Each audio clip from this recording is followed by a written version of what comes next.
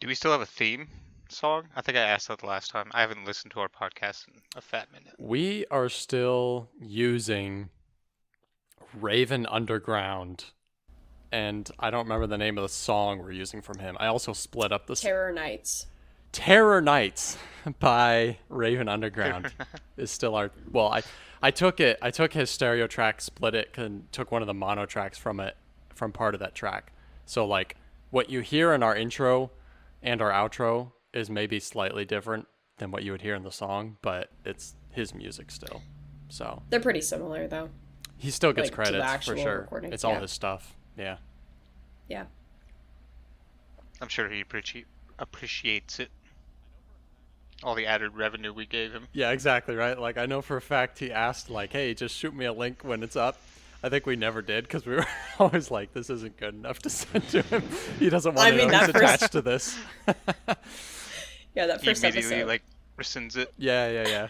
I think that was a real concern. You know, I don't know. The first episodes, I would say the first episodes were rough. I'm not really sure what my bar is. Like, in a way, all of our episodes have been rough, and in a way, I just don't care. You know, like it doesn't really matter. It's not like we're making any money doing this. Well, that's There's- definitely true. I mean, like, there's no I'm not quality making checks. any money doing anything. What if we had been generating revenue and like I just never told you guys? Like You're we just were actually pocketing it all. exploding. It's just like, yeah, I'm the sole owner. Every time we do this, like your background is just getting nicer and nicer. Your setup's getting That'd be better. a great gag. Like I just have like nicer and nicer equipment. I moved to Florida. Nate's like, yeah, guys, in unrelated news, I just bought a house. Yeah, right. No. If it was that successful, I would not let us like record as spottily as we have over the past 6 years. It would be on a schedule. It'd be my income. Damn, 6 years. Would you say it that way? Like, I know the years. Like, I know the dates, but would you say 6 years? Like, that makes it Wait. feel like a really, really long time that we've been Like- involved with this. It's pretty crazy. Some more than others. It's probably more Some like of 2 us years for me. intermittently so. Yeah. No, it's weird. I've been wanting to go back and listen to our episode on Raiders of the Lost Ark because that was in spring of 2019 and we started talking about COVID before it blew up. And I want to go back and hear like as a time capsule. I want to go back and hear like what our thoughts were back in like whatever it was, March or April or something, you know? Yeah, I'm sure we had interesting things to say about I don't think it. Aaron was on that one. That was you, me, and I don't think so. Bradley, was it? I don't think it was Or was I Bradley. think so. Was it Bradley? I thought it was No. Who else did we have on? Briar. Maybe it was Briar, because I'm trying to think, because COVID stuff didn't, like, nobody even heard about COVID until what? Oh, sorry, I said spring of 19. I Just- meant spring of 20. Spring of 20, yeah, I was going to say. So it might have been Bradley, but it also might not have been. I think it was Bradley, because I think Briar came on in 2019, because she did the Joker episode with us. That's right. That's the one that she did. Yeah, good times. Good times. But I remember for a while when they were, like, tagging everything that had anything to do with COVID, and our episode had a little like disclaimer that was like, for more information, please visit Wow. the CDC That's like site and whatever. that's like the most official attention we've ever gotten for our podcast. Because some bot at Spotify Exactly. caught a keyword.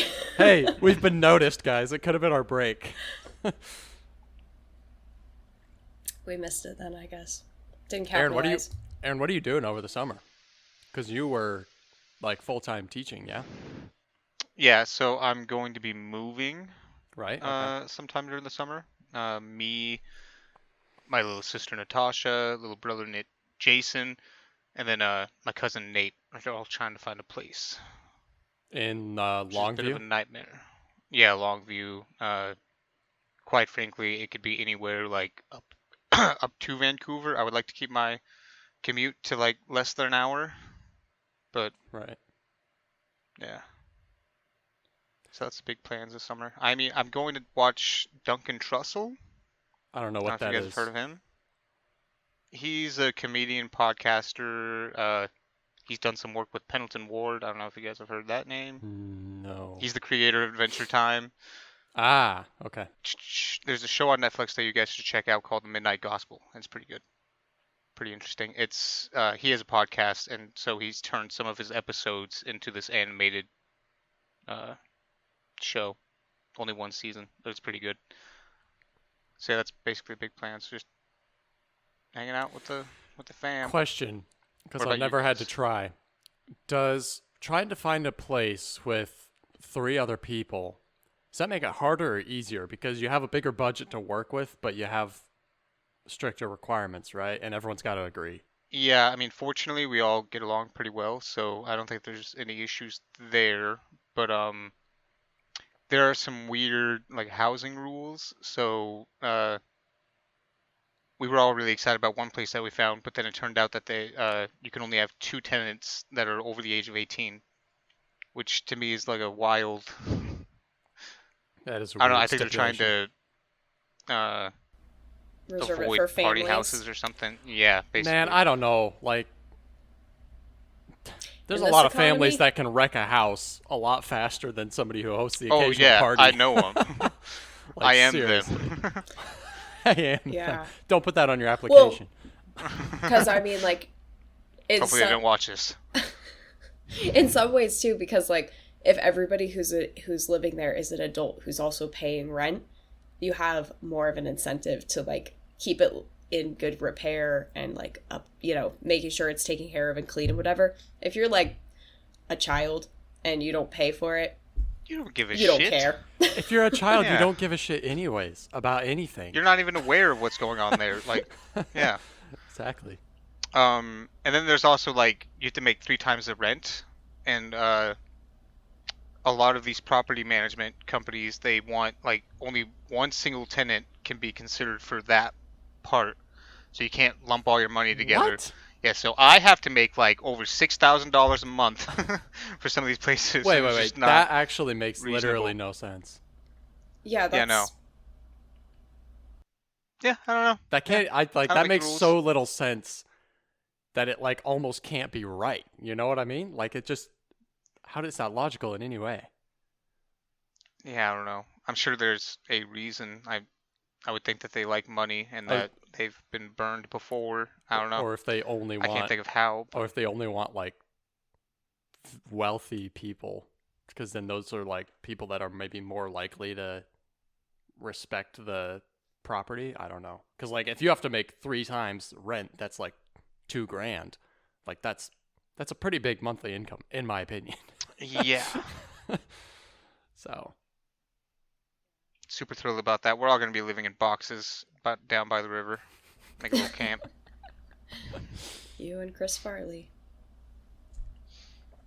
Nate's background's going to be getting better. Mine's going to be slowly like dilapidating, and I'm in nature. I'll hire you on as an intern with our media production company, Aaron. Oh, nice. Does that come with pay? No, you just have to show up just- like more than once a month for the podcasts. Is that really hiring somebody then? If there's Unpaid no intern. pay? Unpaid intern. That's a thing. Yeah, no, yeah, intern. I guess so. Yeah, Which how is that legal? I don't know. because you're getting. Hey, if both work parties are willing, experience. if both parties Right, are yeah. consenting adults, right? It's opportunity cost. No, it isn't. $12.95. Wait, what about you guys? Summer plans? I am leaving for Europe soon on Tuesday to go visit Anna's friends and family. So I'll be gone for a few weeks with her. And then when we come back, I need to find a job because I'm done with school now. I'm actually trying to find a job right now. But yeah. Well, the first half of that sounds really cool. I mean, What was your job before? Oh wait, no, you were going to school and like doing some part-time stuff, yeah, weren't you? exactly. Yeah. So, no, I didn't really have a real job. So what I've been doing has been fine for being a student, and it pays well enough, but like, I don't want to keep doing it, and I went to school for a reason, right? So, now it's a matter of trying to find something that pays better and interests me. So we'll see. A universal struggle. Oh yes, it has to be fulfilling too. I'm just saying, finding something you like that also pays the bills is not always an easy task for people. Like is a spectrum, right? Like it's not like I'm gonna be like. It's not like I need to find something that I love, you know? Like I need to find something that I'm okay with, right? Like something that is fulfilling enough. Moderately fulfilling, yeah. Yeah, fulfilling enough, and it's not something that like I drag my feet going into work every day, you know? And it pays well enough, right? So it's like I'm not going to like be holding out for the dream job because that's how you end up like never getting anywhere, right? Cuz good luck. So, yeah. what about you, Karina? All right, Karina. I mean, Bradley will have baseball games, so I'll be doing some commuting back and forth between here and a few different places in California. And yeah, I don't know beyond that. Probably try to fit a vacation in there somewhere. It'll be our 5th wedding anniversary in August. Oh, so not a vacation to come visit me? Congratulations. Well, maybe. I don't know. I have yet to get any information on that, so... Where's your family going? Well, it would be to visit Nate, so... West Virginia. Oh, okay. So... West Virginia. I was waiting for that. I get one of those in every episode of Higher. Yeah. Eventually I'll move. Oh, multiple. There won't be any more opportunities. Just pick another state that has a song written about it and we'll be fine. California? Do New York? Montana. I'll do Hannah Montana stuff. Oh, yeah. I'm sure every state has something about them. Alabama? I'll ask ChatGPT. Oh, yeah. There you go. All right, well, without further ado, I am Nate. I'm Karina. I'm Aaron. And this podcast is, as always, limited to everything.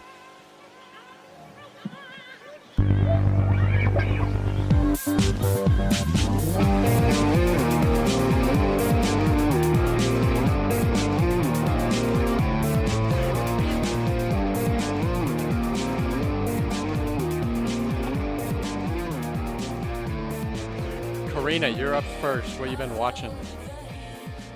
I'm trying to think if I have watched anything other than this recently. I've been busy. Have I watched something? You must have watched something. We haven't recorded in like a month. I know, but I've been busy. I haven't been watching a lot of TV. I mean, it's not new or anything. Like, y'all have seen it, but I did go, we went with friends and saw the re-release of Revenge of the Sith in theaters, which was fun. Ooh, Oh, yeah. Nice. Also, this is a little bit of a tangent, but did you guys see how much money that made as a re-release No for idea. the 20th anniversary? It made, worldwide, almost $1 billion. Oh, shit. That's incredible. You know what? That's just what they should do. Instead of trying to make original content, they should just keep re-releasing. Yeah, it's insane. It Do like they make original content? What, Star Wars or Disney? They both try. but They yeah. don't re-release, they just rehash and reboot. Well, this was a re-release. I mean, Disney owns that at this point, but yeah, it was crazy. Like, especially when comparing it to original stuff they had in theaters, and it just blew it out of the water. Like, it's like, yeah, people don't hate Star Wars; they just hate your version of Star Wars. So take notes. They'll probably get the wrong message from it, but A lot of people also hated that one when it came out, and now people are chill with it because of how bad the stuff is now. yeah, it's like we're willing to overlook the flaws in the prequels now because they are so minuscule compared to what Disney has done with And Star Wars. it's nostalgic too, right? Like a lot of people that went to see it this time around probably saw it at like 11, 12, 13, you know. So. Right. And it is at least a Lucas Star Wars film. So it It has feels like heart Star Wars. and Yeah, it soul. feels like a Star Yeah. Wars film. Yeah. So that was fun. I did that. I don't know. I can't think of if I've watched anything else recently. I know it has been a while, but I don't think I have. If I think of something, I'll say it, but I don't know. Somebody else go. I've been watching Severance. Yo, that's Watched what's about up. 5 episodes That's so far. That's Yeah, actually pretty funny you've good. been watching that because I was thinking about it a couple times when watching this movie. Yeah, same actually. Like pretty early on, you can see the comparison. I really like it. The first go around, I thought I was gonna watch an episode. And I was pretty sick, so I was kind of tired at the time. And the episode ended. I was like, damn, I'll do another one. And then I saw the opening theme, and then that really like sold me on it. And yeah, really liking that so far. I wish I could watch it more, but the only like device that has Apple TV in our little compound here is inside the house. So gotta watch it like late at night when everybody's asleep, kind of thing, because it's not really appropriate for children to It's pretty watch sick or be though. How around. far are you So into it? five episodes. Nice, nice. Yeah. No, I like it a lot. I was a big fan of that. I didn't watch season 2. I think I watched the first episode and I was kind of like, eh. And my 3-month free trial of Apple Plus was up, and I was like, whatever. So Well, I'm considering getting a month, so if I do, I'll send you the deets so we can get as closest to piracy as we can. that's as close as they'll let us anymore, Yeah. without being straight up just illegal. I just thought of something I did watch. Nice. I watched A Complete Unknown. That sounds familiar. It's the biopic on Bob Dylan. Ah. Oh, Yes. I've been seeing a lot of How was it? I enjoyed it. I thought it was good. Was it better than Uh, the Kate Blanchett one? I haven't seen that one. I actually, Who's Kate I Blanchett? just heard about that one recently, and I was like, oh, I want to watch that one too, because it was a totally different take on making a biopic. Yeah, And so that one. I want to watch that one and compare the two, but I did think A Complete Unknown was very good. Okay. Like, Timothy Chalamet turned in a really good performance. I felt like the whole movie just, like, it looked good, it sounded good, it was a well-made film. I enjoyed it. So I would say watch it. I think you'd like it. Yeah. Well, Why does Kate Blanchett have a biopic? come again? He Why wants does to, she have a biopic? No. She played Bob Dylan in a biopic Oh. about Bob Dylan. So there's two biopics about. There's Bob probably Dylan? more than 2, but That's probably too many. I think there's another one. I think there's at least 3 now. full disclosure, I love Bob Dylan. All right, I I'm know just you gonna put do. that out Oh. there. I'm a big Bob Dylan fan. So I've been meaning to watch the Timothy Chalamet one because I think it's on. What's it on right It's now? on- Paramount or something? It's on Amazon. Ugh. I don't know if it's on Paramount. It might be on, like, I feel like it was on one of those other random ones, like Tubi or something. Dude, honestly, just screw all of these different streaming platforms. I hate it so much. Yeah, time to Same. give us a cable package again. That's what we're going towards. We That's already do basically that. where we're at. Yeah. we already do that. It's like, oh, do you have the Stars add-on? Do you have the C&W add-on? Do you have the WWE add-on? You know, it's like, it's basically already there. It's just different now. Yeah. WWE. Are you a big fan of wrestling? Just throwing out different acronyms. I've been watching. What have I been watching? Oh, I'm 3/4 of the way through Fight Club, so don't spoil that for me yet. The movie? Yeah, don't spoil it. You don't know My- how it ends? I don't know. It's never been spoiled for me. So my current operating theory is that Tyler Durden is not real. He's the representation of the pent up anger in Edward Norton's character. But I don't actually know anything about how the movie ends, so we'll see. But that's good. I've been liking that. What else? I watched The Gentleman again. I saw it back when it came out, but not the shit show, but like the actual good movie that came out 5 or 6 years ago. Fantastic. Great movie. That's pretty much it. Oh, I've been watching Mobland too. That's kind of the same as The Gentleman. It's a Guy Ritchie show on Paramount with Tom Hardy. I'm a Tom Hardy fanboy. I'll literally watch anything with him in it. So it hasn't been bad. The plot's not fantastic, but it's got Tom Hardy, Pierce Brosnan, Patty Considine, Helen Mirren. Like it's good. It's a decent cast. So yeah. Hell yeah. Well, I think we've come to the time. I've been looking forward to this so much after I watched it. Did I watch it first? Like, when Uh, did you guys I watch think you did. Substance? I watched it last night. Last um, night?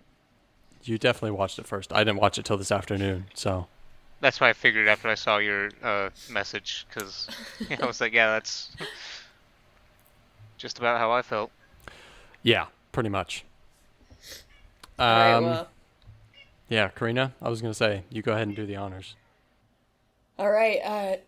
Yeah, so we watched The Substance, which is a 2024 film. The the movie is about Elizabeth Sparkle, played by Demi Moore, who is a former Hollywood star who's now she's like 50 years old. She's not in her prime anymore. She's kind of become a thing of the past, but she's still trying to make it in the industry. Her whole thing was this like fitness show on network television or something, and she is being ousted from her job by the network because they're like, you're old, you're not attractive anymore the way we want you to be. We need somebody young and hot and like fresh to get our ratings and our views up. So uh while she ends up at the doctor, and a nurse there gives her a tip about something called The Substance, which he says that he took and it changed his life. So she ends up giving them a call, and it's a black market drug that basically makes a copy of yourself, and you switch back and forth. You get 7 days. You're the same person, but you get 7 days in the young body and 7 days in the old body, and you go back and forth. And she uses this younger version of herself to get her old job, so that she's still the one that's leading that workout show, but now she's like unbelievably attractive, and everybody's like willing to like do anything for her because she's so hot. And she ends up pretty quickly having a really hard time going back to her old body. Like, she doesn't want to, she hates it, she has like a real loathing for it. And so she starts to steal time from her older body, which has negative repercussions on the older body when she does switch back. If she goes more than 7 days, it ages her quicker in the old body, until finally things escalate to the point where she takes as much as she possibly can out of her old body so she can go months without having to switch back. And then she's completely out of the fluid she needs to stabilize herself. And Aaron's laughing. No, I was like shivering, like just the brown liquid from the Oh, last I time that know. she ends up. Yeah, It's yeah. so gross. And So nasty. yeah, and so then she ends up as this like completely old crone when she finally switches back. That's like just completely gross and deformed. She goes, I want to stop. So they send her a termination thing to kill the younger version of herself. She tries to kill it. And then she has a moment of regret, and she's like, oh, no, I need this. I have a big night tonight. So she tries to revive her, and then they both end up conscious at the same time, which isn't supposed to happen. And the younger version ends up killing the older version of her, and then going to this event that she has, but because they're the same, they emphasize that they are one. She starts falling apart and dying while she's out, and so then she thinks maybe if she activates her young body again, she'll like create another double that will be young, like hot as well, and it ends up just like completely a disaster. She turns into a monster that's like multiple bodies and completely deformed, can't even hardly speak. And then it goes back to her premiere thing that she has, and ends up like terrorizing this group of people at the network and spraying blood all over them. And then That was a wild scene. and then It's such a finally, she Tarantino just ending, falls isn't apart. Yeah, and then finally she falls apart completely, and she's just gone. She's just dead. She doesn't exist anymore. So I gotta There go you grab go. I wrote some notes. I gotta go grab them. I'll be back in a second. But talk amongst yourselves. I should have wrote some notes. I was trying to pull up like a scene, like synopsis, breakdown, timeline kind of thing, but I don't know. I'm not finding anything really because I think there was so much to this movie. Um, I really liked it a lot. I don't think I would ever want to watch it. I don't really watch things more than once unless I'm trying to get somebody else to watch the thing. So I guess I probably would watch this more than once because I want everybody I know to watch this. Yeah, But it's yeah, if I was sitting by myself, it's not. It's low on the list of things I would want to watch again. yeah, I would say like you said, if you're not trying to get somebody else to watch it, it doesn't have a lot of rewatchability, but it's absolutely something that I agree. Like, I want to get other people to watch this. Yeah. It's one of those. Unless, so are you guys into horror movies? No. Not usually. Yeah, I mean, I figured you guys wouldn't be. Not that, I mean, this is kind of a horror movie. It's I like was gonna say it's not really body horror. Yeah. Yeah, it's kind of body horror, and then it feels like It's not a thrilling adventure, that's for sure. Or a comedy. I guess it is kind of a comedy. Like, it's there's some pretty campy. funny scenes. Yeah. Yeah, it felt like there was an homage at a few points to other movies, like thrillers and horrors, like Oh, definitely to The Shining. to The With Shining, floor. to The Thing. I kind of thought, Yeah. Yeah. to Carrie, I don't know. There might have been a couple of others, but it. And then kind of just, even though it's not so much a horror thriller thing, a lot of things about the way the film was made kind of felt like an homage to Stanley Kubrick, just in general. Like, it kind of had a feeling of like A Clockwork Orange in parts of it, with like the color schemes and just kind of the absurdity of some of it. So it did feel like it was referencing a lot of other things, even though it's not I wouldn't really consider it a horror movie. It's just gross. Yeah. I'm actually not familiar with the lady that did it. Are you guys? Demi Moore? I know. No, No. the director. Oh, The the lady who director. did the. Yeah, no. Oh yeah, we didn't say the director's name. Do you have that pulled up, Nate? We should say Working who on it it. was. Dropping the ball. It is Coralie Fargeet. I don't know. Fargeet Sorry. or Stuck the Farshad? landing. Whose job is this, anyways? She's French. Looks like she's only done a few things, and this is one of them.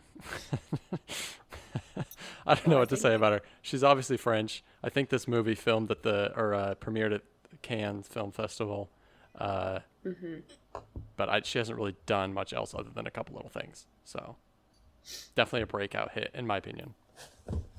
Yeah, I mean, that's one way to make an impact early on in your career. So let's get this out of the way first, because I know Karina's probably going to touch on it. I'm just going to assume, based on previous episodes we've had where you complain about people that are supposed to be attractive, I'm just going to assume that you think Margaret Qualley's, I don't know, as a general non-specific example, maybe a painting that got rained on. So let's get that out of the way. Let's get your complaints out of the way about how she was a Wait, terrible what? choice you for the think- role. What, you think I don't think Margaret Qualley is pretty? Just based on previous things we've watched where you think people who are supposed to be attractive aren't. Well, I mean, yeah, but that's like, I don't think you can make generalized statements. I mean, that's a pretty case-by-case basis. I think Margaret Qualley is beautiful. She's very, like, unique looking, but I do think she's beautiful. Like, Yeah, she's not like I'd be the all right typical looking like that. she's not like the typical symmetrical pretty, right? Is she in Once Upon a Time in Hollywood?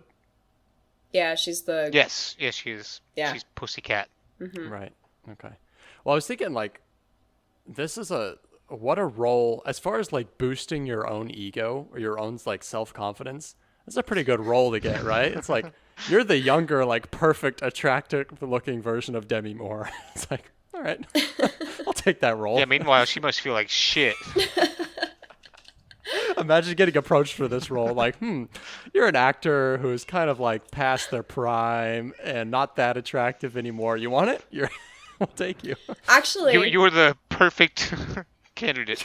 actually, I did see, though, a quote from the director that she said that she actually was very, clear with her team that she wanted the before version, like before there's the younger version or anything, to be somebody who was like very beautiful still, like because that's part of the the point, I guess, that is being made, is that there's not actually anything really wrong with her. She's fine as she is, like, and so they wanted somebody who was still already like very conventionally attractive. They didn't want it to be like, yeah, you're clearly past your prime. God, all the guys in this movie suck. So that's one thing that I wanted to bring up, right? Which I feel like maybe we're being a little. Also, part of me is like, when is this supposed to take place? Because like obviously it's like modern, but then there's so much about it that's like has an 80s vibe to it, right? With all the like the dance, like the workout show that they're doing and stuff like that, and all of the guys feel like these stereotypical like Hollywood bigwigs that only care about objectifying women, right? So it like I feel like it's almost like this like kind of weird reality, you know what I mean? I kind of looked at it like when she was in the body of the old decrepit, hag that is Demi Moore. She, experienced the world through when she was an adolescent, perfect looking person. So I don't know what that would have been, the 80s or whatever. And then when she was the younger version, then she was much more experiencing the modern world.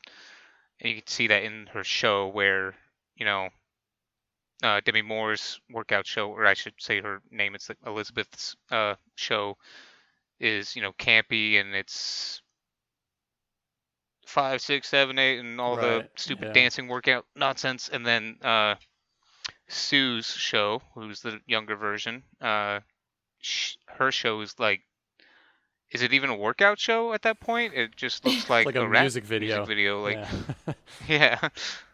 See, the way Which I think that scene went on way too long. It's a long scene, dude. A lot of butts. Like, we get the point. The way I interpreted like all of the male characters in the film was more along the lines, because like obviously a big point of this movie is it's making commentary on like how there's a lot of pressure on women to stay young and hot and not to ever age and not to ever have their body change, and that specifically Hollywood as an industry favors women who are young and attractive, and it does not favor women who just have aged naturally into middle age even. And so I kind of viewed it more as like the reason the men are so awful and disgusting isn't necessarily because that's reality, but that because that might be the perception you have as a woman in that industry, is that every man is just viewing you as like an object of sexual desire, and that's as far as their interest in you extends, and that they don't really view you as a real person, and that they are just going to continue to objectify you. Not that it's necessarily saying that all men are like that, but that in the context yeah, I think they're all playing like caricatures. Yeah. And there's probably a lot of accuracy to it, I imagine. I don't know. I think that like this is a culture that definitely has existed in the past and definitely still does to a certain degree, right? So like there's veracity to it. Yeah. Hollywood is seedy. Who would have thought? Like, the only likable male character in the entire movie is Fred, who gets 30 seconds of screen time. No, I disagree. You disagree? So, yeah, Fred's a bit of a cuck. Go on. Like, he starts blowing up her phone and, like, going all weird on her. I don't know, I can't think of the, like, text he was sending, but they gave me bad vibes. He seemed like a, beta male cuck to me. So, even him, the Mr. Nice Guy, that she went to that she was going to use to feel better about validate herself. Yeah. her self-esteem. Yeah, even he was I don't know, just gross. I think the only person to me that was a guy that wasn't, he didn't even like appear good in any way, he just wasn't dogged on, was Sue's boyfriend that she ends up getting, that has the misfortune of like interacting with the hag. Yeah. Oh, that okay. guy. Yeah, he seemed completely reasonable. I mean, didn't seem like they had a toxic relationship.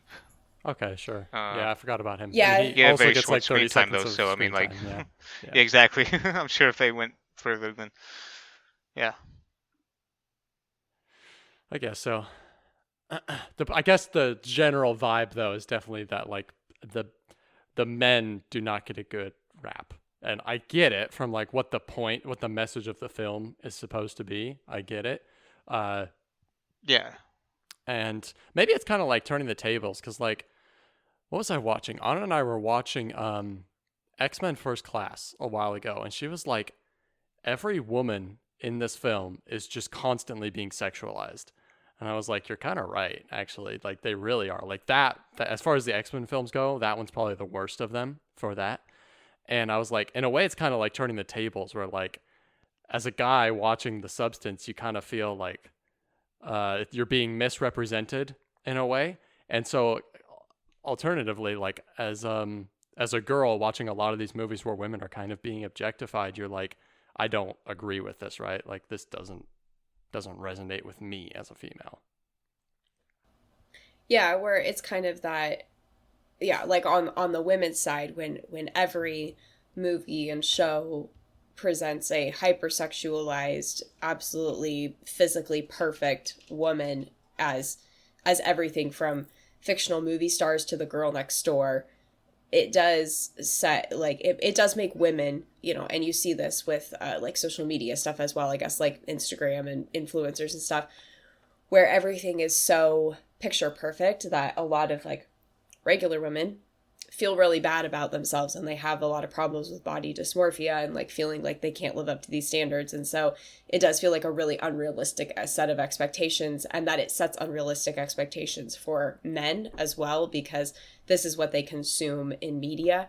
And so then when real life girls don't look like that, that makes it harder, for some of these guys to have like healthy relationships and or to treat women correctly. And so it might have been kind of going the opposite way of being like, if you portray men this way, then it also creates unrealistic expectations for women that every man is just scummy and objectifying them and only views them as an object and not a, like, obviously it's setting expectations in a negative way, but it would still be, if that's how men were portrayed in media regularly, then women would also probably have even more of a tendency to be like, oh, I just assume that every man is just this disgusting, like Dennis Quaid's character. Dude, he is gross too. He is pretty gross. Oh, yeah. Dude, the shrimp scene, so nasty, man. Oh yeah. Okay, there's a It's lot so- of weird, gross food stuff in this movie, though. Dude, okay, the scene Ah, when Demi Moore is doing the the chicken whole leg or turkey leg. no, okay, so that part's kind of like that part's weird, right? The scene after that where Demi Moore is just like cooking like there's no tomorrow. That scene made me really like I laughed so hard. it was so disgusting. And they're like going out of their way to make everything seem really gross too. Like just like Yeah. sausages frying in a pan just looked nasty in that shot, Like everything about it was so gross. The lighting and the filters. I was hungry, so I didn't feel that. No, that was the worst part. Is like I was like it was kind of getting close to lunchtime, and I was like kind of starting to get hungry leading up to that scene, and then that scene hit, and I was like, I'm still hungry, and I also feel like throwing up right now. I don't know what to do. It was so gross. Well, I was Did you guys watch the movie with other people or just by Just yourselves? by myself. with Bradley. Okay, I feel like that changes like your experience. I watched it with my cousin Nate and my brother Jason, and yeah, that scene, like we were all laughing our asses off. That was hilarious. Yeah, Yeah, I guess it's the Bradley sort of and I thing you were- laugh Just a about wild scene. when you're watching with other people, but when you're watching it by yourself, you're just like, this is disgusting. Yeah. Yeah, Bradley and I were, while that scene was going on, we were kind of speculating to ourselves about what the point, like what's being conveyed there. So I'm curious to hear what you guys took. I mean, maybe just from that scene specifically, but also just from like all of the food stuff in general, because there's a lot of it in this. It's not just that one scene. So I'd be curious to hear what connections you made with why that's in there. So I think it was kind of on the nose, at least when she starts beating the eggs, because the movie opens with them activating a egg yolk, and it splits into a copy of that. And there's a couple different shots in the movie where so you have that, and then I think the next time the eggs are brought up, or there's a shot of just eggs, there's two eggs in a frying pan, sizzling, Hmm. and I think to me that foreshadowed that things are getting Things are a heating little up. hairy. Yeah. And then I think after that, the next scene is her breaking eggs into the dish and then mixing it up violently, and it's just completely getting destroyed. And I think that foreshadows the eventual like climax of the film where she's just a complete monster. So that to me is what that scene kind of suggested to me. Honestly, when I was watching that scene, I wasn't like looking for a deeper message. I was just really confused. I was like, what is she gonna do? Like at first I was like, is she gonna try and like cook Margaret Qualley, or like what is she gonna do here? I thought that was when she like shoves her hand up the chicken's ass or whatever that is. Yeah, it started to look a little sus. You just made something really normal sound really weird, Aaron. What?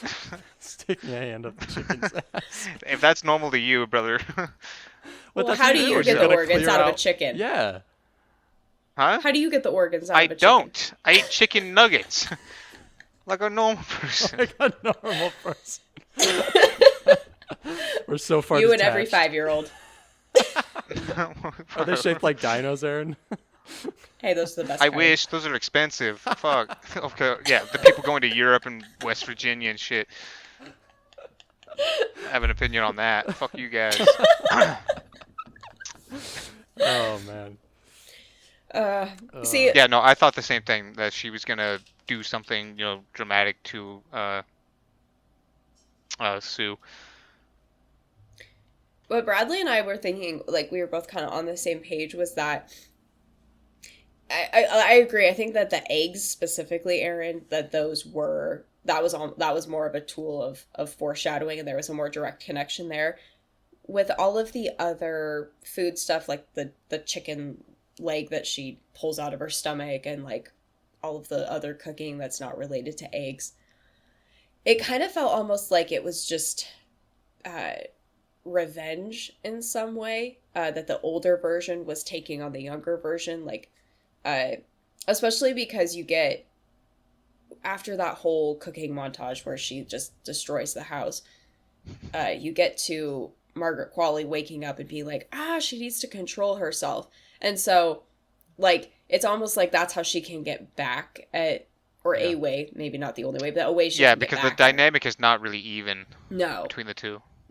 no. So that was one of the things that really, without getting into spoiler territory for Severance, that was one of the things that really made me think about Severance, was like trying to communicate with your other self when you can't do it directly, And it's like, it's a weird power dynamic because they both have a lot of, especially the younger one has a lot of control over the older one, right? It's like, you don't want to piss her off because she can keep sucking the life out of you, right? Now, theoretically, that's not to her benefit, because to her benefit, the best thing to do is swap every 7 weeks, play nice, right? And then everything works out. But they're both so self-centered in a way that it like collapses very quickly. Yeah, speaking of which, I want to amend my statement about the only good guy being the handsome dude in the third act.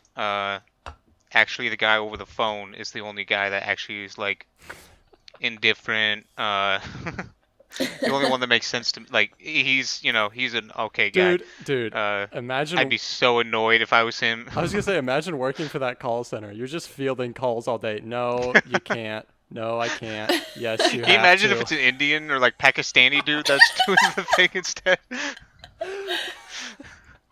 I wish I had an accent. Yeah. Oh man, that would be a terrible job. Be an awful job. I like to... Go ahead. Oh no, my thing's probably going to be a big tangent, so you go ahead. Oh, I was just gonna say, I want what I was believing the whole time was just that it's like a one-man operation. Like, it's just that dude who answers the phone is also making the drugs, and like, because it's a black market operation, so who knows. He's only got a couple clients at a time, so I've just imagined that he's doing all of it. So he's just like, he can't even like delegate that to somebody else. He's just like, Do I you have think to keep taking you think these it's the calls. nurse too? She's like also pulling like double overnight shifts as well. I feel like no, not the nurse, because we meet the old version of him, and I don't think that that guy's. Wait, okay, was that the thing? What? The old guy in the What? diner is the old version of the nurse? I missed that. I Yeah, didn't it know Yeah, that. you showed you didn't know his what? Oh, I hand missed with the big birthmark. Holy shit! Ah, I missed that. I missed that. Okay. You know, activate yourself. Time for the younger, better version, Nate. Yeah, I know. Yeah. It's time. It's definitely time. What was your big tangent Yeah. there? So I thought that this movie was like a metaphor, at least for the first two acts, or like the first, yeah. Um, I thought it was a metaphor for like you have this dynamic between the younger and the older version, right? And they are the same person, but they're also completely different, which that's kind of how real life works, where depending on the actions you make as a young person, it can affect how you end up being as an old person, which this is just, multiplied uh, with orders of magnitude. So that's what I thought it was for like the longest time, and I thought that was a really cool concept. And then you get to the third act, and then it's, she's got a mask of her uh, Demi Moore face when she was just completely normal and perfectly fine, and Mhm. she's a monster underneath the mask. And then I'm like, I need to watch the movie at least 2 or 3 more times to really understand their message, because I'm not a lady, so I don't really feel Well, I think you might be it's right. hard to put myself in those shoes. I feel like you might be right that there is some of that happening of like that relationship between the decisions you make as a younger person and how it affects you as an older person. Um, but see, I guess the way I viewed that scene where she tapes her face on over the monster was not so much that, oh, it's a monster underneath with this face taped on top, but almost that she's gotten to the point where she recognizes that that version of herself before any of this happened was beautiful, and like there wasn't anything wrong with it, and so she's willing to, even though she spent most of the movie hating that version of herself. I mean, she destroys the frame of that picture, she kills her old self, she's intentionally starts not changing back because she can't stand to be that. And then when she's finally so disfigured and disgusting by abusing that, she recognizes that actually there wasn't really anything wrong with that, and it's so much better than what I've become. So that was kind of more what I got out of it, instead of it just being like, oh, there's a monster hiding underneath the face. It's just like not so much that she was hiding, but that she's accepting it as being all right, as being something that's worthy of being Worth loved. appreciating. Yeah, Yeah. worth appreciating. That was basically the same. Yeah, that was basically the same thought that I had was like, and I think that you can like, once you figure out what the movie's about, you kind of know that's the angle they're going for, which is just kind of like this, like, you're like perfect the way you are, right? Don't don't constantly try to be something you are, and also don't constantly like pine for the good old days. Like don't always wish things could be how they used to be and like get caught up in the past, but like be who you are, like accept who you are now, and not don't try to be someone else, right? And so like that's the point it's coming to at the end. It's like she was pretty, and because it doesn't just have to be about looks, right? It can be about everything. It can just be about the kind of person that you become, wanting to be someone else, wanting to be something different, than what you already are and what you've already become. Which is a cool message. And I mean, the movie can have multiple messages, but I like the one better where, you are the same person as you will be when you are older, but also different. Paradoxical, that's a paradox. But and so yeah, you have to treat your body well. Uh, you're living on borrowed time, depending on what you do with your actions. Like I was watching it, I'm like, damn, I need to quit vaping. I need to start working out.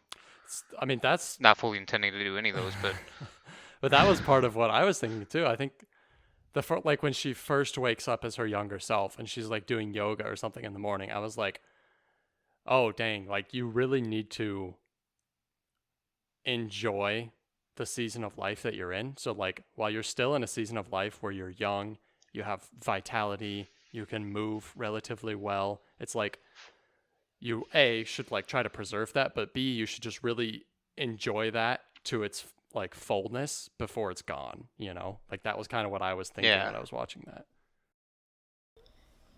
Yeah, I also think I didn't so much gather from it that it's like a, oh, you're perfect the way you are. I mean, there's probably an element of that, of like, yeah, don't try to be something you're not.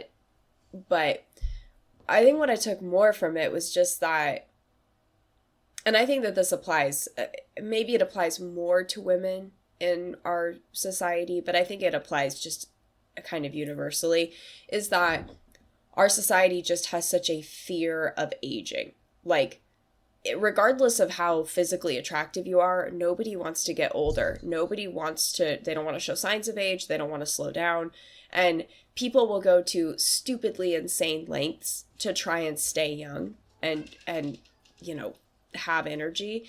And I mean, like, there's that one guy, I don't know who he is, but there's that one dude who's middle-aged where he regularly does blood transfusions with his, like, early 20s son, with his son, because he yeah. thinks it's gonna help him stay younger. Like, legit, like, Oh, these are the that kind is of things so people twisted. I will can't do. remember his name, but I know you're talking about. Yeah. Yeah, and it's like people will do that stuff because they think it will stave off aging. Like, people just do not want to age. They want to be immortal. And I feel like I got a lot of that from this movie, of like the way that she has such a negative, like, hatred. The young version has such a hatred for the older version of herself, and that it becomes increasingly more disgusting looking as she takes age from it, is this kind of, I guess, personification of how our culture has really tried to teach us that, like, aging is bad. You should not age. You should not allow yourself to get old. You should stay young and vigorous forever. And that we've demonized something that used to be, historically, in a lot of cultures, was very respected. Aging was seen as something that was something to look forward to, that you would grow, you know, you're going to grow as a person, you're going to have more wisdom, you're going to have more life experience, you'll really be able to enjoy things more. And now we've completely reversed that, at least in Western culture, and said, like, no, stay 25 forever. That being said, I don't want to be old. Would you guys do it? No way, dude. Not a No. chance. I don't trust myself. Activate? No? Shit. Actually, that's a good point. That's a good point. Younger me cannot be trusted. Well, that's why it comes back to like Severance. It's like if your other self hates, like if your other self hates their life so much that they like commit suicide, you're still the same person. You still die, right? So it's like the same here. It's like if your younger self loves life so much and they don't want to give it back to you, they're going to end up killing you pretty quickly, which is what happens. So I do wonder how, like, if the movie played out a couple different things. Yeah, what if you get hit by a car and die? What does the other self do? You're just fucked. And then also, what if this plays out for a couple years and she does this all perfectly? You know, every 7 days she does the switch. Does she just keep on aging normally, both bodies? Which I know it's not like the point of the movie, but That No, seemed to I be think- what was Curious. implied by one of the phone calls that she had with the guy who administers the drug. He made some comment about how if you're doing it correctly, he kind of made it sound like you could just keep doing it indefinitely, switching back and forth. well, the switch. Because- yeah, but because- both bodies have to get older, right? I guess. I don't know. I did wonder if it would go kind of work both ways, though, because it, like, I don't know, because there's the whole feeding process and, like, the stabilization, and it was saying that that was the importance of having to switch back every 7 days, was because the switching back allowed the older body to regenerate the fluids that were needed to stabilize the younger body. And so I don't know, maybe you would continue to age normally, but I kind of wondered if also maybe it would kind of slow down the aging process as well, because if you're spending some of that time in a younger body, and I don't know, like, I still think you Yeah. could go for a long time though. I think. Well, I was just wondering about like what are the ramifications of going for a week or more just in a collapsed position on the floor? Like, don't you Yeah, no, like develop we pressure bruises, pressure wounds, or whatever? Like, you are literally just like in one position for a week getting IV sustenance. It's like that has physical ramifications on your body for sure, especially if you're doing it every other week. it blew my mind, and we were all talking about it as the movie was going on. Like, just move yourself off the bathroom Yeah, floor. Like, right. this is crazy. That cannot feel good when you wake up. Right. It's like, why wouldn't you like set this up in your bedroom so that you can lay your body like on the carpet or like, you know, if you have a guest bed or on the couch or something? Like, I know that. Yeah. Yeah. It seems Well, wild. like it's like an it's like a level of disrespect. It kind of shows their level of disrespect for their other self constantly, right? Like they leave them collapsed on the bathroom floor. They drag them around by their feet. They aren't like gentle with the other body, right? Like there's a very obvious lack of care for their other self. Right. Well, and obviously both of them are doing things that lead the other one to, or the other version to have contempt for that, for the other one. Like, you know, the older. Which is wild because she's one. Yeah. She's one person. So can we explore that for a second? Do they have the same consciousness? Yeah, I think I think so. so. Yeah, because like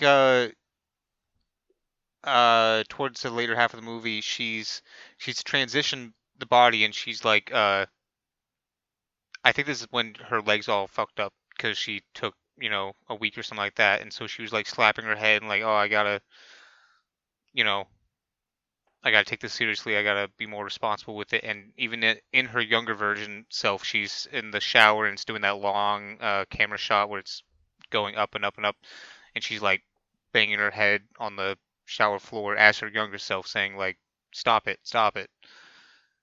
or whatever she's saying. No, that was the I don't know if you older guys remember that. self. Yeah, I think that was Was the that the older older self. self? Yeah. Yeah, I don't think we ever see the younger self have any kind of remorse or, uh, I guess, admission that she's abusing the situation. She always makes excuses. It's the older version that's always the one that's like, I gotta stop, I gotta do better, I gotta be more responsible.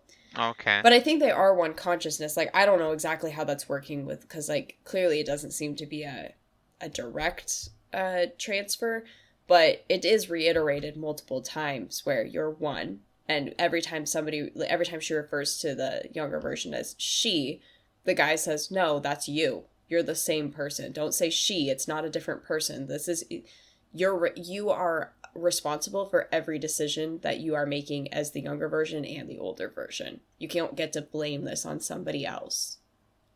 But then how come when she wakes up as her younger self and her older self like wrecked the apartment, why is she pissed? Like she knew it happened. She was there when it happened. Like why does she wake up like, this is terrible. What like, it's not like it almost makes it seem like that she was out for a week and then wakes up, It's like the consciousness goes back and forth. It's what it feels like in some ways. I felt more like it's almost like the older version and the younger version prioritize different things. A lot of that, of course, based on their physical image. Because when she's in the, like, she's so preoccupied with her physical looks and what her body actually physically is, that when she's old, she cannot mentally get past that hurdle. It's why she doesn't go on the date with Fred.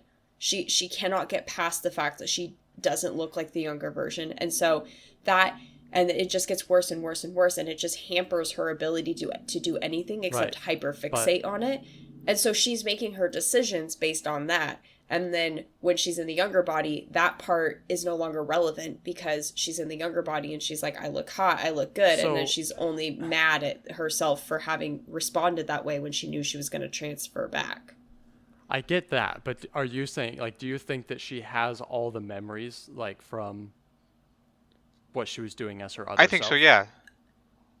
Yeah. Isn't there scenes where she does like flashbacks and she like remembers, oh yeah, like That's all. somebody There are said also a this and I couple. need to. There are also a couple weird things like that. Well, like with the turkey leg coming out of the stomach, like that was actually not real, right? I That didn't love it. happen. That was like a dream or something. Yeah.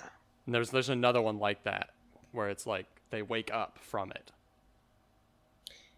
Yeah, I mean, there's definitely an element of not knowing all the time uh, whether or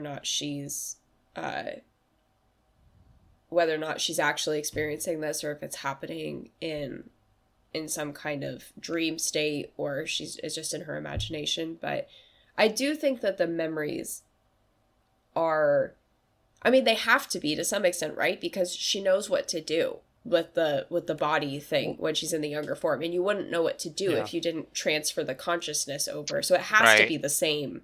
I think she's really just like compartmentalizing to an extreme degree, where when she's in the younger body, she's she's not thinking the same way that she is when she's in the older body, because the older body is so hyper fixated on the fact that she's not young that she makes every decision through that lens.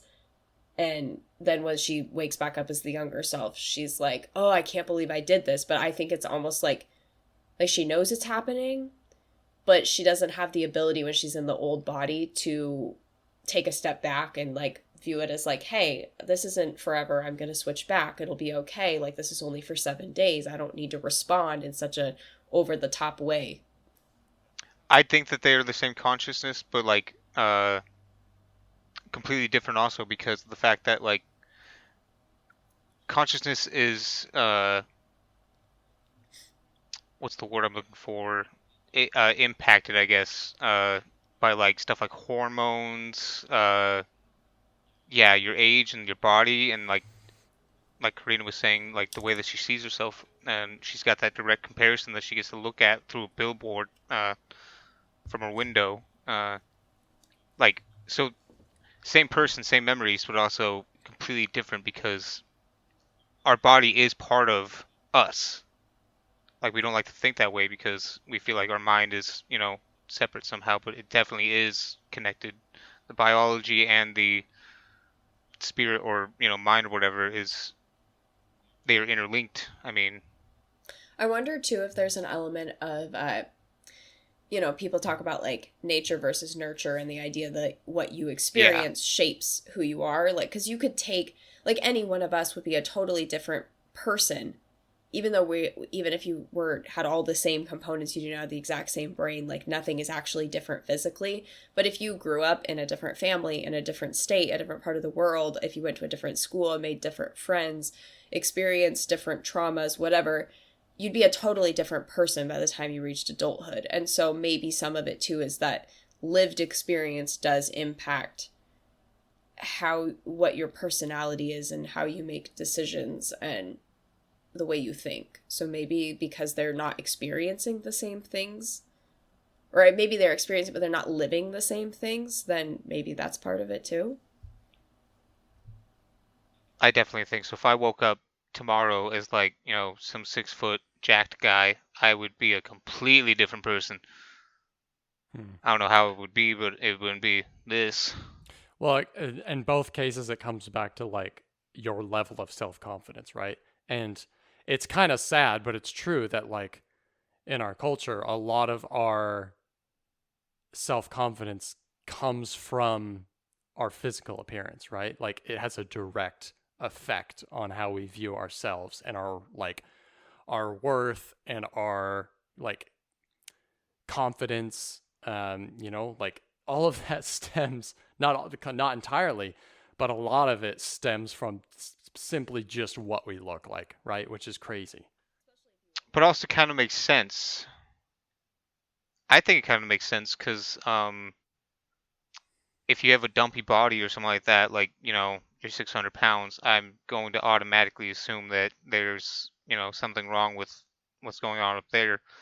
Um, like our bodies are like some people just get the short end of the stick sometimes, but for normal people, uh, your body is like a direct reflection of your state of mind, how healthy and disciplined you are. So, I mean, some people, just are born to be uh, really good looking and tall and have great metabolism. But yeah, does that make sense? What I'm saying? Like, I think it usually correlates at the very least with your level of discipline, right?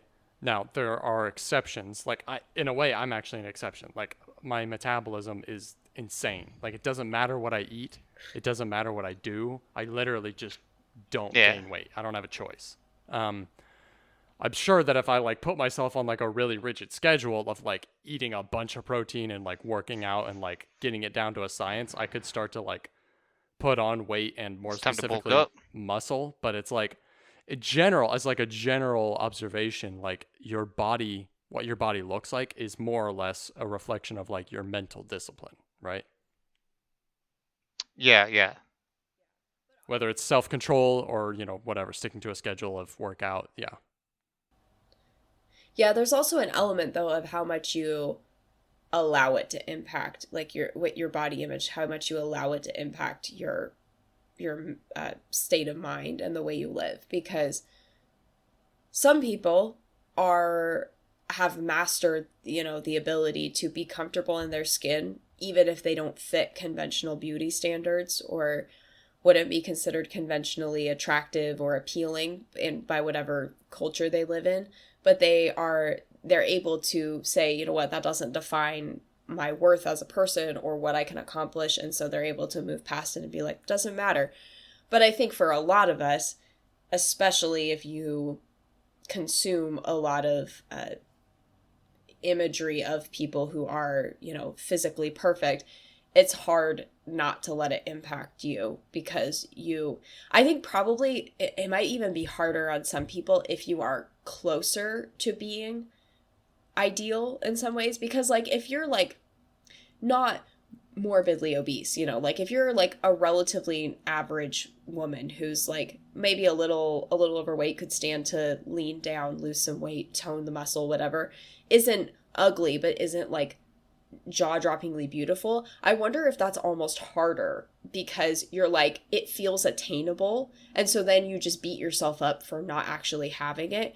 Whereas like maybe if you're further removed from it and you're like, I could never, if you have, I don't know, an eye that's crooked or something, like you're gonna look at supermodels and be like, well, I'd never even look like that anyway, like that's not physically possible for me. So maybe you don't feel as much pressure to try and be that, or feel bad about yourself for not looking like that person. Or do you feel more pressure to like compensate? Like you said, like if you have like a lazy eye or something, it's like, do you then feel the pressure to like make sure you like work out a lot so that you have a really good body to make up for the fact that whatever, about your body you're not happy with, right? That you can't change.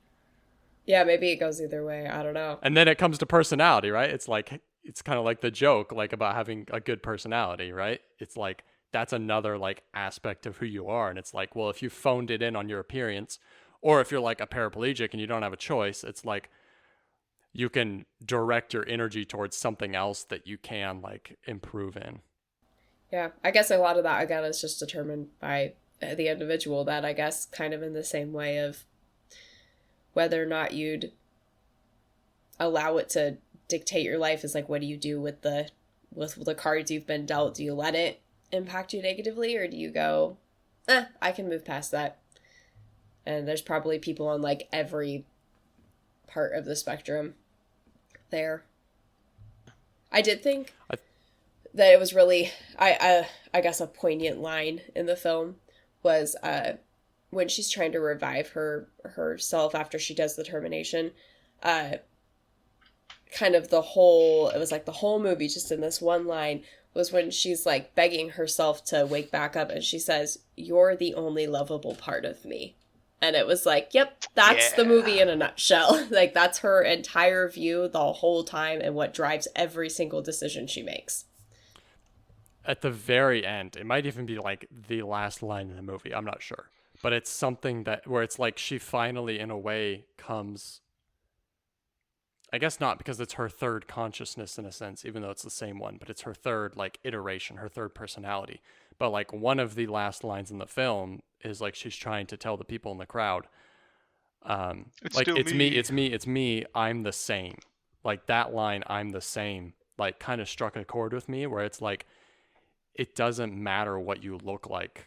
What matters is like who you are on the inside, right? And it's like that is who you are. What you are on the outside is just like the part of you that's aging and changing, but like you are still the same person. So like that's what's valuable, right? And everybody knows that. Everybody knows that. Like that, like you could ask anybody like what's more important, like, you know, looks or personality, or like, you know, morals or beauty, like stuff like that. And everyone's going to like know the right answer, but a lot of people don't live like it, you know? Yeah.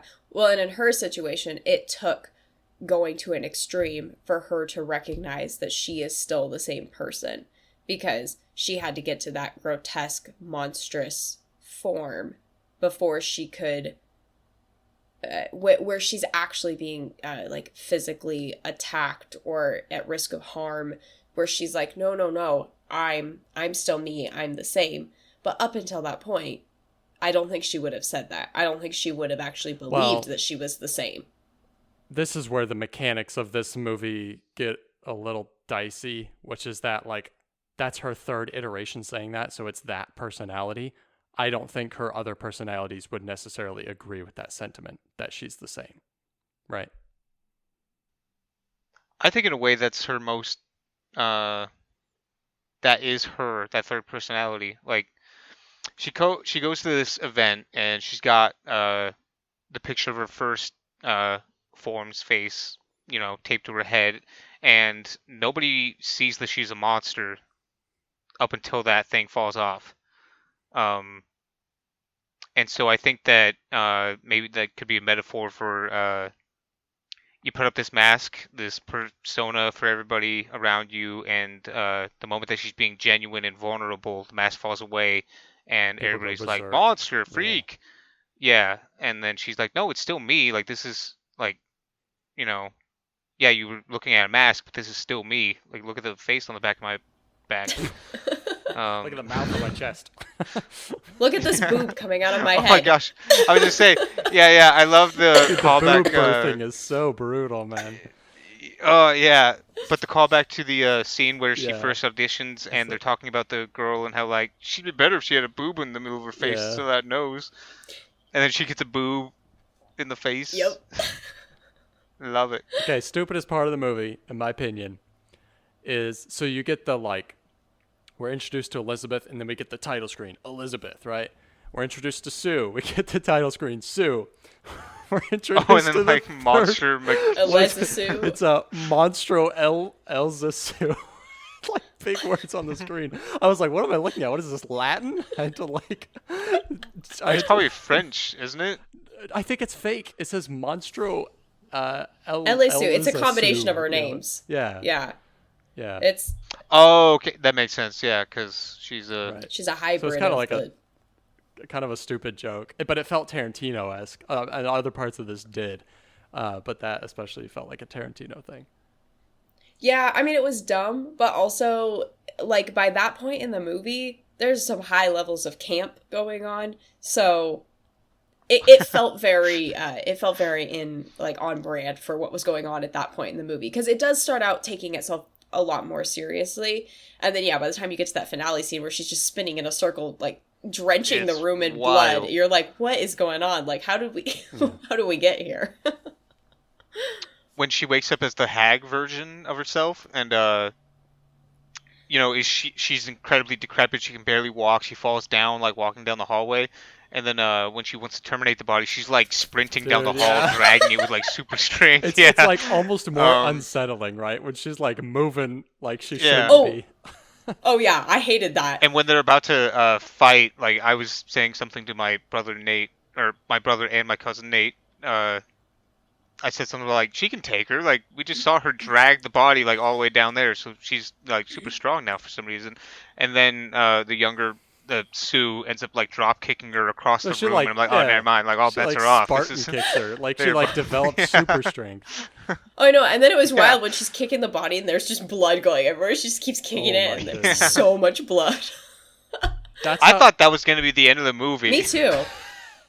I Like, that was the climax. And then it just kept on going. I was like, oh. I was kind of expecting that. Well, because what I thought was going to happen was I thought she was going to kill the body, or the old version, and then she was going to drop dead as the younger version. I thought that's what was going to happen.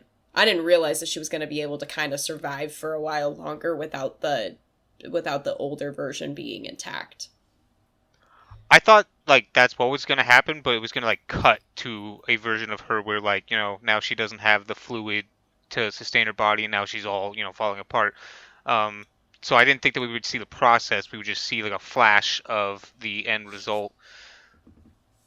Yeah, because there has to be some sort of closure, right? Like her just killing her older self in the movie Cutting leaves you with a lot of questions about like what's gonna happen, right? So like there has to be some sort of closure, and I guess you get it with the very end of this movie. Yeah. But like the whole movie's just depressing, and that's kind of the point. It's not supposed to be happy ever. So The ending does feel like the Thing, kind of, with the face slowly crawling across the. Yeah, yeah, over to the star where all of her self-worth is, the fact that other people will appreciate her. mm-hmm. Yeah. And then she gets swept up and forgotten content. about, right? Yeah. Yeah, and honestly, it kind of felt like by the end that she was just hallucinating anyway, that like at that point she's so far gone that there's not even a real moment of any, I guess, of any kind of genuine emotion or realization. It's just almost like a dissociation where she's just stuck in the past and she's just like, the people love me, and she's just gone mentally by that point. Yeah, imagine the entire movie takes place and she's actually just still inside the men's bathroom stall, and like she just had a flash of the movie because of what the exec is saying about her. That's actually kind of what Bradley thought might happen, is he was like, because of the other stuff that had happened where it was like, oh, that didn't actually happen. She's got an active imagination. She's over here dreaming. Yeah, and Bradley honestly asked, he was like, I wonder, if it's going to cut to just this whole thing was imagined on her part or something. And so he did hypothesize that. Isn't that kind of like a cop-out, like, oh, like, it would be. It was all you're not allowed to dream do kind of that, thing, like, right? Like yeah, that never. It would piss me off. Nobody ever likes that.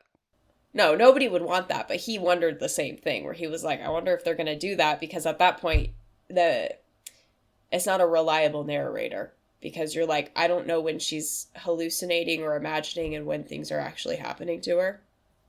But it is better leaving it.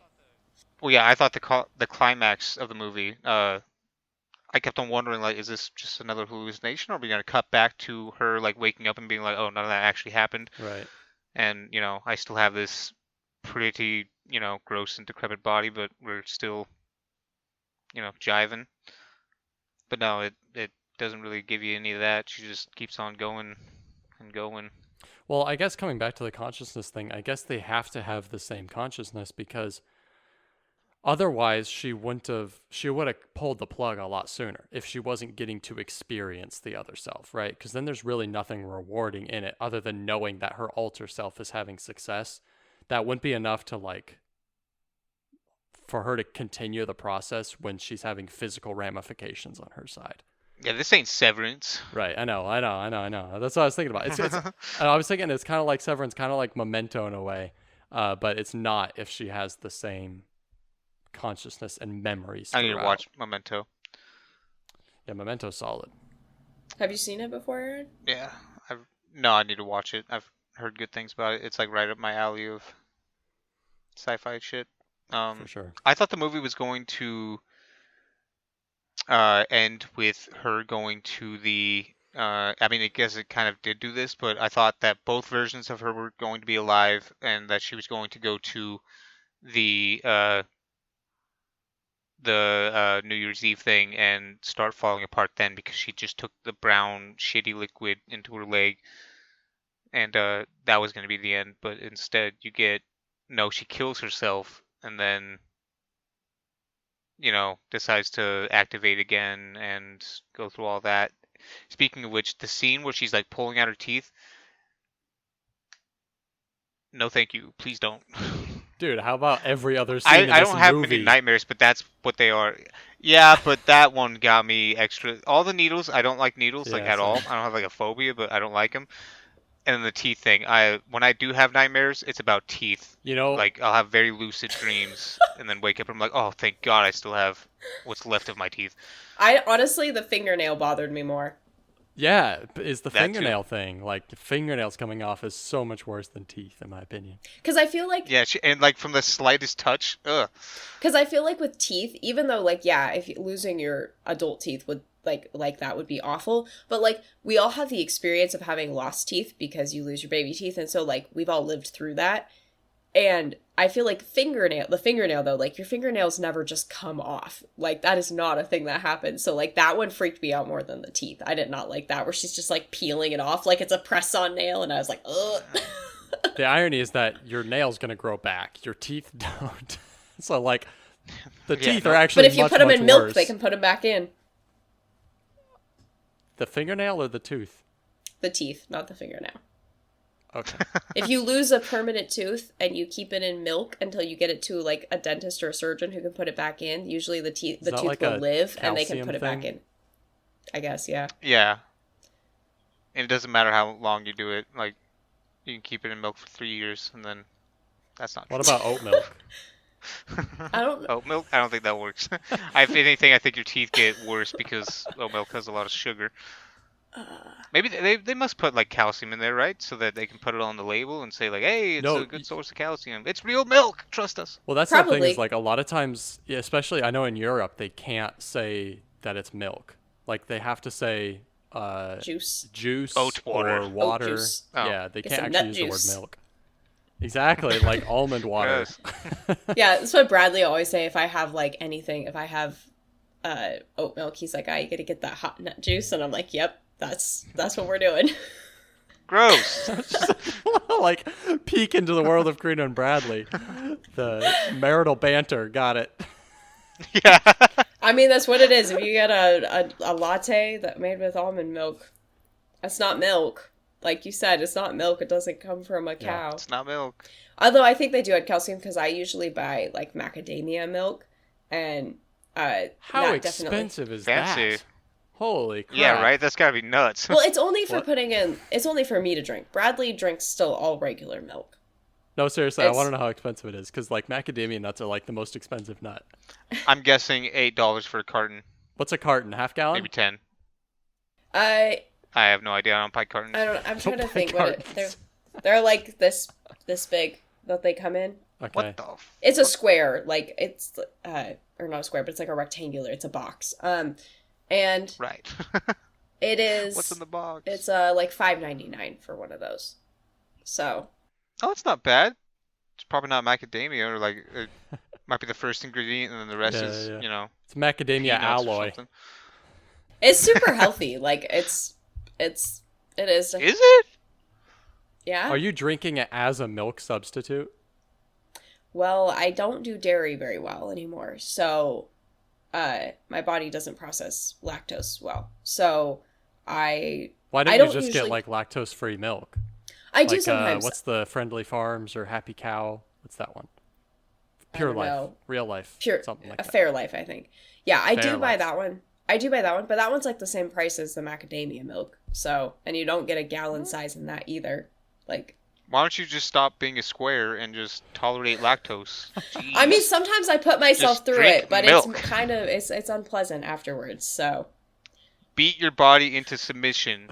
Like, you are the same, but you are also different, and you know, you just need to take the wheel. yeah, I'll work on that. Karina's calling like the help center at the, you know, dairy, and like, she's not controlling herself. The guy's like, "There is no she. You are one." Yeah, Dude, by the way, call center at a dairy place, much better job. I want to talk to the disgruntled guy at the front desk of the dairy. What do you mean? What, I wonder if they outsource that job to like India and Pakistani, where they have a very different religion and view on cows, and so like, They just cuss you out and hang up on you. yeah, like, just super. It's mean it's and actually their passive strategy aggressive. for not having to deal with a lot of customer service issues because they're like, well, if customers get hung up on every time, then they stop calling. Yeah. If customers get hung up on, why answer the phone? That'd be an even better strategy. Then you don't have to pay someone. Yeah, then Just they let can it say ring. they're doing.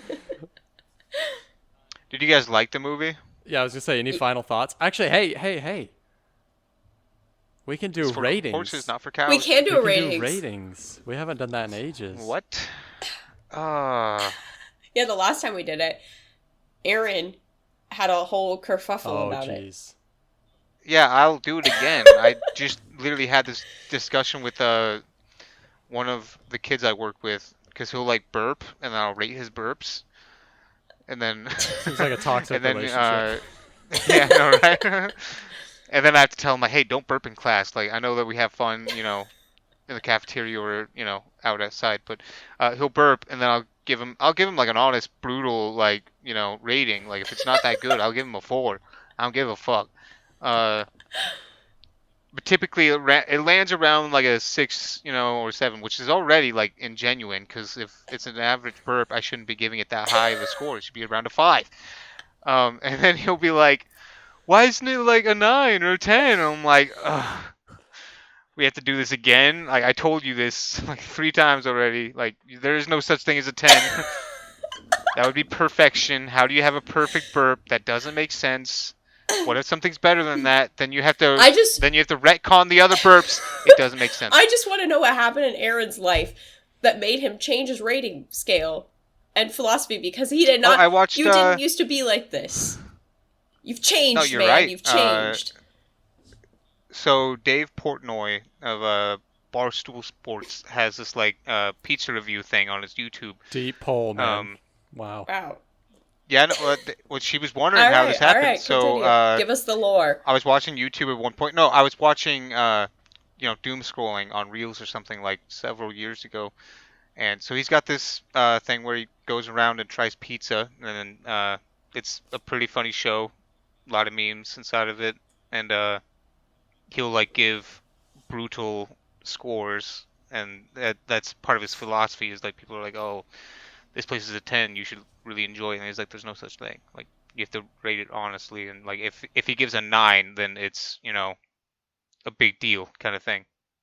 So I was like, yeah, that's true. That just makes sense. No, but so the logical issue with this is that if you're willing to give something a 9, you don't know how much higher you can go past that. So what if things get like orders of what if you rate something a 9, but then in the future you experience something orders of magnitude better than that thing you rated a 9? What do you do then? It's the same thing. You're just lowering like at the end of the day, maximum. like at the end of the day, you have to retcon your scores, like no matter what. But I mean, like, you can't give something a 10. Maybe if you're doing a bell curve, and like this is the best My point is that that I've ever had, and therefore it's the very end of the. Okay, if you're That's a 10, operating, that's a perfect if you're score. operating on a 10-point scale, and you will not, as an absolute unbreakable rule, you will not give anything on 10, then you're actually operating on a 9-point scale. That's all there is to it. No, it's a 9 point, 999999999. It'll go on for fucking infinity. Or I'll have a 10 and then I'll, enjoy it so much I'll shit myself and die. So the point is moot. Like, it doesn't matter. What do you guys give this movie? Okay, I'll go first. I I'm feel gonna have like to consider it a little bit longer. I feel like I probably have the lowest rating. Because while I appreciate the idea and I like the concepts, I enjoyed it a lot. Like the ideas it's toying with. How unnerving some of it is, both in concept and in like physical appearance, right? At the end of the day, I'm not a body horror fan, and this one gets pretty gritty towards like the last half hour, and I was not digging it. Like I still watched it all, but I reached a certain point where I was like, I feel like we're a little bit over the top here, and I was pretty disgusted. So like What was for that me, point a better for you? version of this movie. What's that? Yeah, what was the point? At what point?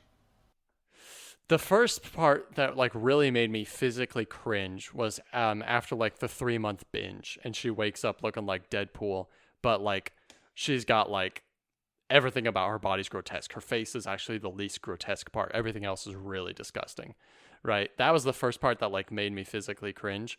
But then, like, obviously the monster at the end is just like almost viewable in my opinion. So, just because it's so disgusting, you know, and also all of the like, things coming out of orifices and like stabbing the needle into the like festering wound in the spine. Like it's just really That was disgusting gross. Yeah, stuff, you That know? was gross. Yeah. So I think by the end, her body was so disgusting it didn't even bother me anymore. Like it was, Yeah, I was desensitized to it. But the needles, like in the back with the pus and yeah. all that kind of stuff, that was grosser Well, to me she's got to than like jam it anything in else. on the very last one, like because she can't like slide Yeah. it in, so she's got to it like use splurts force. a little It's bit, nasty. like. Ugh. Yeah. So, anyways, my point being that like I like the movie for like what it is, but a better version of this Yeah. movie has less of the really disgusting stuff. So for me, it's just gonna be like probably a 7. Just Oh because damn. that's kind of like I said, like as a whole, I enjoyed it, and I Well, thought it was okay, yeah, that's another issue with scoring is there's subjectively how did you enjoy it, and then objectively can you appreciate it for being a good, you know. So are you blending these together? Are they different but also they are I'm one? I'm blending them together. Like, you want my opinion on like how I enjoyed the movie. So that's gonna factor in because I can appreciate a lot of things about it, like objectively, like things that are well done, right? So I'm factoring that in, but I'm also factoring in like how much do I like this movie? Like, do I love this movie? Is this a movie I want Yeah. to come back to, right? Because I can watch a movie that's like objectively almost a 10 out of 10, right? But it's not something I ever want to watch again, right? And so my rating is not Yeah. going to be a 10, even if I can see that the movie itself may be very close to that. And so this is something where it's like, it's a very well done film, and like the goal that it's trying to accomplish, I feel like she does a really good job accomplishing that. It's very well acted. It's visually, like the cinematography is really good. The concept is awesome, but it's not something I really enjoy that much when you start like getting into like the amount of times that I was like turning away from the screen because it disgusted me, right? So I give it a 7.9. he just did some Uh, math. I literally, I plugged in my, objective score and my subjective score and combined them and divided it by 2. So, my subjective score was 7.5, which I'm probably like rounding up or down a point. Uh, and then my objective score is, I think it's like an 8.3. It's pretty good. And I'd probably even go higher than that. I don't know. I feel like I need to watch it more than once. It's a dense piece, a lot of stuff to consider. So what do you not, because we didn't get into this too much, but like what do you not like about it that drops your rating of it? Um, For I don't both know enough about objectively movies and for the subjectively. objective. Yeah, so I don't know. I really enjoyed it. Like objectively speaking, the cinematography was good. I liked the score. Uh, yeah. So I don't know. I don't know if I have anything that I could objectively say. Because I mean, like there were some things that, like, yeah, the campiness. You could say that's bad, but it was obviously a you know artistic choice. So I think that you have to consider intent when you do that do scoring. And then for my subjective scoring, I just, yeah, same thing. I'm not a big horror fan, let alone body horror. I still enjoyed it though, like because of how objectively good it was, I think.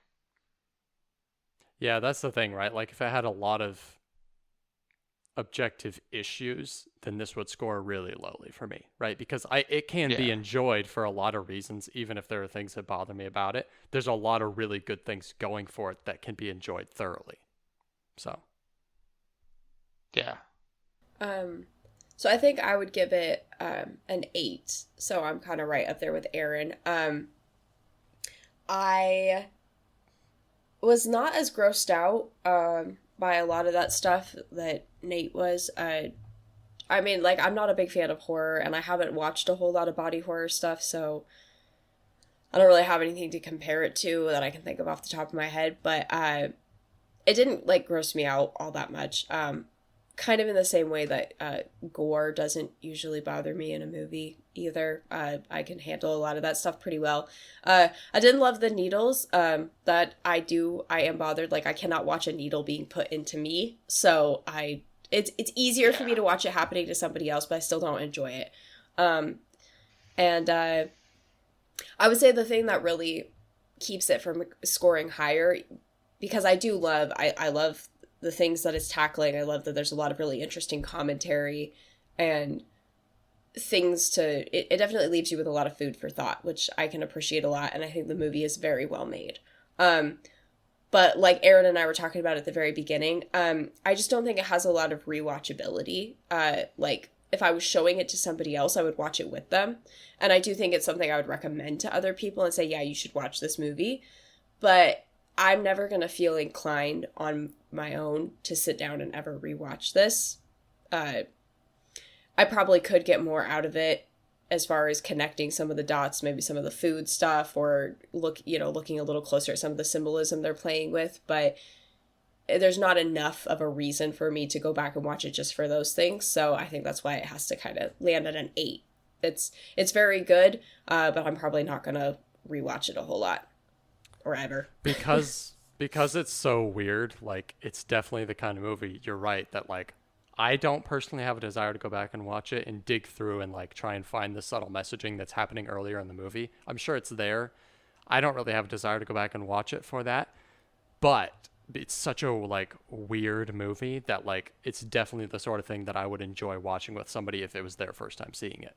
There's a lot of movies that fall into that category. Yeah, and it's one of those movies though where watching with another person, just you'd be watching, half the movie would be spent looking at them, like Yeah, right. looking at the screen, be like, yeah, what do you think about that? So really what that means is that this is a movie where we kind of wish we could already go back and see it again for the first time, right? Because that's what that feeling is when you watch it with someone else. It's like you want to see them experience it for the first time. Kind of. I want to see my initial reaction, I guess. I don't know.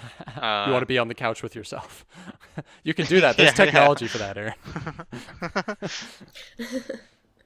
Yeah, I do kind of wish, because I'm sure I made some interesting faces while watching this movie. Like, I do kind of wish I knew what I looked like, because I'm sure there were a few times when I was like...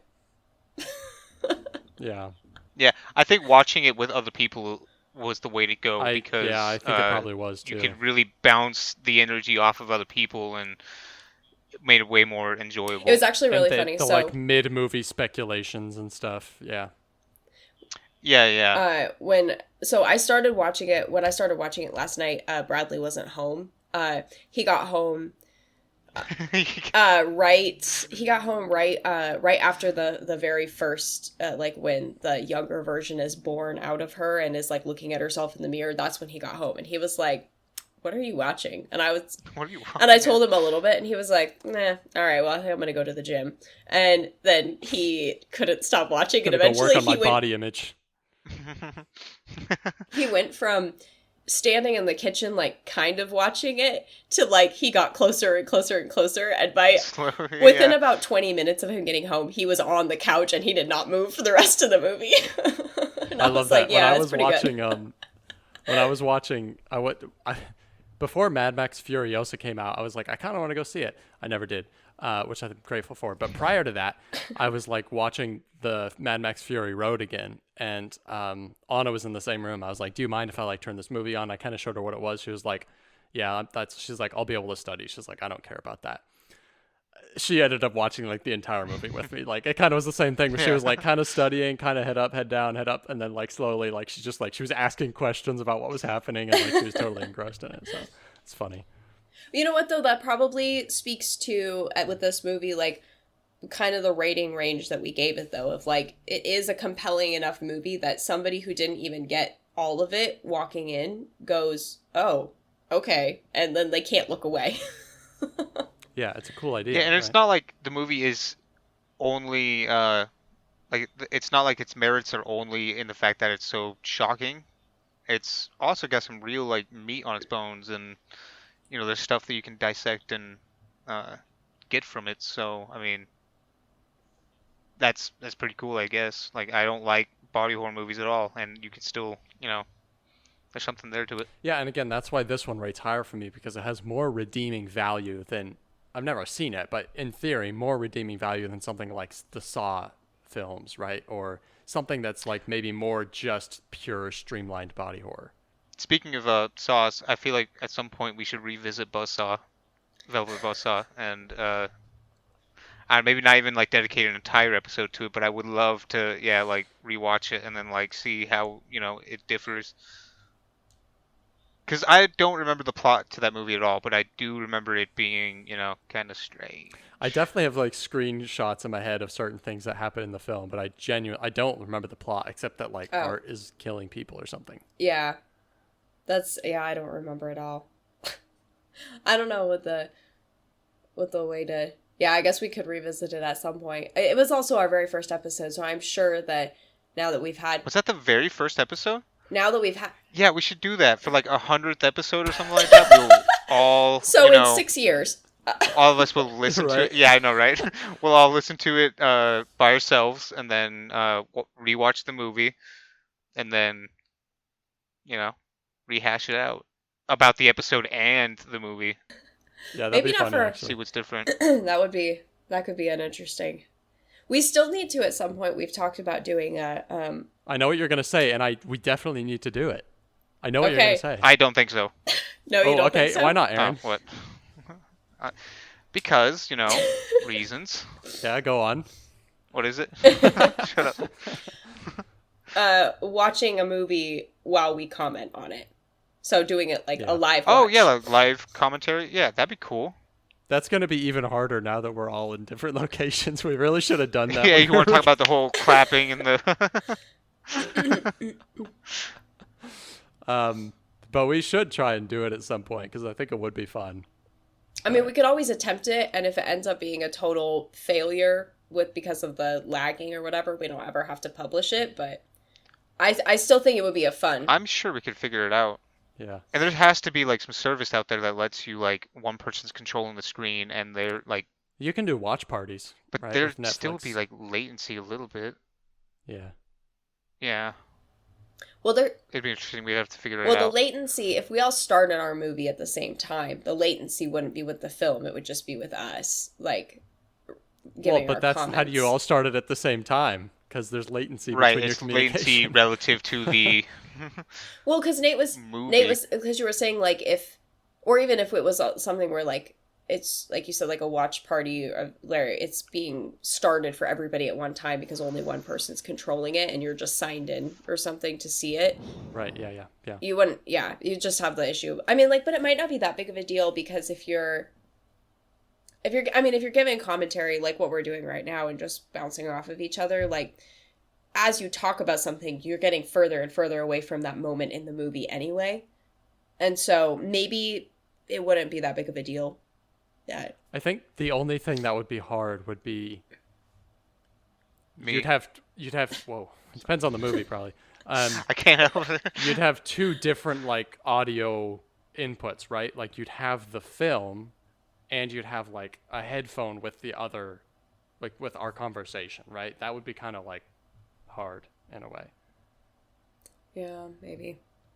I don't know, something for us to we could brainstorm more about it at some point. But at some point I think it would be a cool thing to do. I don't know what the movie would be to choose for that, but definitely something we haven't seen.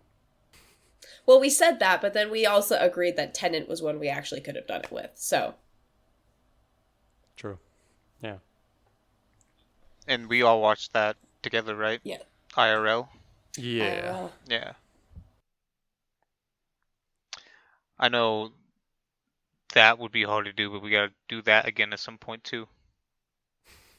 There's a lot of movies out there. Viewing. Like, I don't want to revisit all of our episodes. No. No, dipshit. I'm talking about watching something together. In person. Oh, okay. I thought you meant going back and talking about Tenet again. No. Well, hey, what we have to do is... Well, let's do them all. What we have to do is rehash them all. Nate needs to let us know when he's gonna be in Oregon, and then I'll make it work to come Yeah. up there. Actually, the plan right now, the working plan is to potentially most likely move back next summer. So All right. That might be on track for the 100th episode. I don't know what episode we're on right now, but if we're doing one a month, that's not going to be a 100th. This is like 25. so what episode are we? Oh, 25? Yeah. Holy shit, we need to step it up, boys. Well, you and I were down to record twice a month, but Nate said that doesn't work for his schedule yet. Maybe after the summer. I've got a lot going on. All Well, right, like I got. what about after the summer? He's going to Europe and he's living in West Virginia. West Virginia. I feel like if we, so you would probably. I have a pretty open schedule. So if at some point you two are like, hey, I'm pretty open in a couple weeks. I guess the biggest like we thing can for shoot me. for once a month, but just let it. Whatever happens, if you guys have more free time than you'll expect, then The- we just do it Well, then. The biggest thing for me is right now I don't know what job. Like I will be am actively trying to get like a real job right now. So like I don't know what that's gonna look like. Yeah, wait a minute. So you're so busy, but also don't have a job. What is Well, I was going in on? school, and still like trying to Okay. work at the same time. And I've got like I'm involved in a Yeah. couple church things, and I'm doing a different podcast with a friend of mine twice a month. So Oh right. Oh, whoa. Oh, all right. Well, I guess Aaron and I will just Damn. start our Hey, own. it takes precedence. Yeah. hey, we've actually been don't know what consistently that does. doing that one for whatever now 3 or 4 years. No, I know. So. Yeah, we're 6 years, right? Aren't we? Yeah, talking but about the not other one. consistent in any We way, take shape, or damn precedence. form. Well, it'll all be up to Nate because my schedule is also very, very flexible. Right. I have a lot of ability to move things around. So maybe after you've got a job figured out and you have a more set schedule, we could look at it. But I'd be open to, like, in the meantime, like Aaron said, shoot for once a month, but if you have I don't know, more time that shows up unexpectedly, you could just like let us know and I'm sure we could figure it out. And maybe instead of 100 episodes, we shoot for 50 for the Yeah. the For the special. Velvet Buzzsaw callback. You guys Yeah. need to use the spreadsheet I made though. Start putting like movie ideas in there so we have Oh, I an forgot ongoing. there was a spreadsheet. Yeah. Because that way I'm a little busy. that way we've got some like, even it doesn't even mean that we have to like go in that order necessarily, but just to put them in there as like you think of things so that we've got kind of a pool of ideas to draw from at any given time instead of brainstorming. Actually, it would be fun to like if we have an actual like pool of ideas to like we could like randomly like plug them into something and have it randomly pick one when we do an episode. Oh yeah, like a wheel generator Yeah. thing. Right. Yeah. I'd be down for that. Cool. I use those all the time because I can't make decisions for myself. Do the dishes or play video games. Decide for me. You are a silly fool if you think dishes are in that fucking wheel, boy. That's not my wheelhouse. Or Aaron's just got one of those ones that you see where somebody hangs it on the wall so that the one they want is down, so the arrow always goes back to that Oh, one. it's weighted. Yeah, right. No, it's all like 4 different things, and they're all pretty much the same thing. And you guys have seen The Grinch, right? When he's going through his schedule, and he's like, "Well, I'm super busy right now. I got like self-loathing at 7. Yeah, I right. have, oversleeping at 9. Yeah. Yeah, The Substance, pretty good Yeah. movie. Yeah, 7 out of 10 would recommend ish. Yeah. Would recommend if you haven't seen it.